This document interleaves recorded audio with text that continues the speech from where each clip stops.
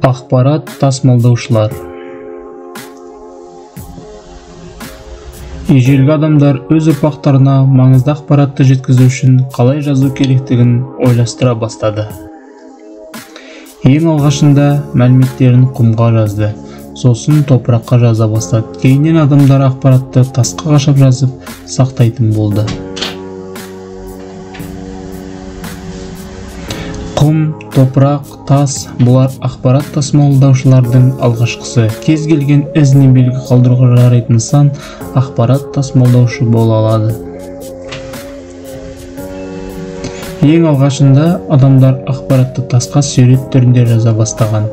Кейіннен қандай да бір алфавиттің белгісі не нышаның түрінде ретінде сақтаған. Тасты әлде қайда жеңіл саз балшықтан жасалған тақтайша алмастырды. Ол мәліметтерді сақтайтын мына тәсілдер пайдасыз болып шықты. Олар ауыр, кейбірі сапасыз, әрі мәліметтерді ұзақ сақтауға болмайды. Сол кезде адам жеңіл, берік, шағын жазуға ыңғайлы ақпарат түрлерін ойлай бастады.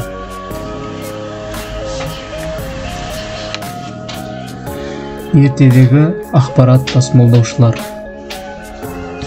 Шамамен біздің заманымызға дейінгі 3-ші ғасырда Мысырда Ніл жағалауында өскен ұзын қамыстың папирус сабағынан жұқа парақ дайындау технологиясын жетілдірген.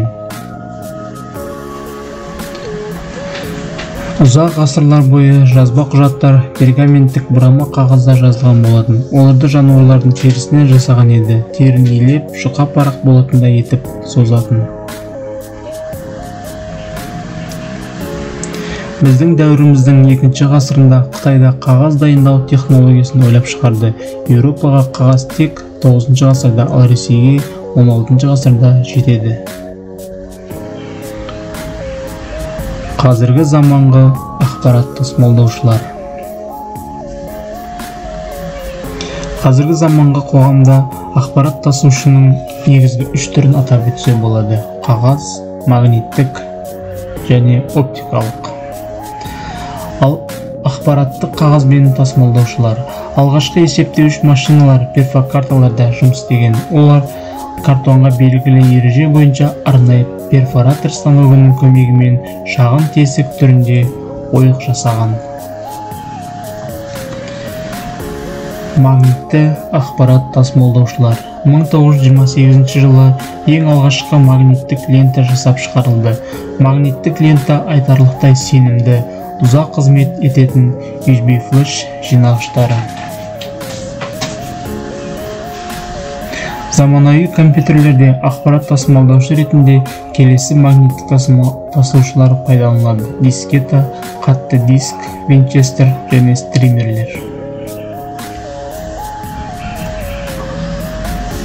Ақпарат тасымалдаушылардың ең тарағаны оптикалық не лазерлік диск болып табылады. Олар CD дисктер 700 мегабайт көлеммен, DVD дисктер 4-7 гигабайт көлеммен және Blu-ray дисктер 33 гигабайтқа дейінгі көлеммен.